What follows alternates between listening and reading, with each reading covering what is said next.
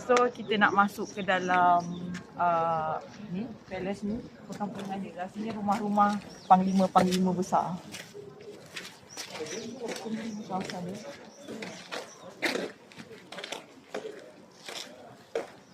Boleh tengok dia punya reka bentuk dia memang cantik lah, nampak lah dia punya perkampungan kan.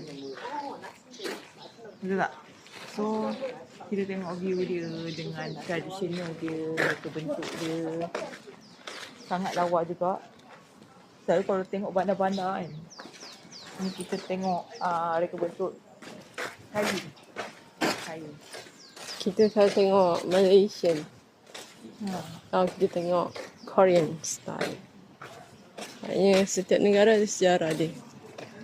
Oh, kena keluar balik. Macam ni je. Oh, dahsyat rumah dia. Macam tu je. Pintu-pintu dia sini je.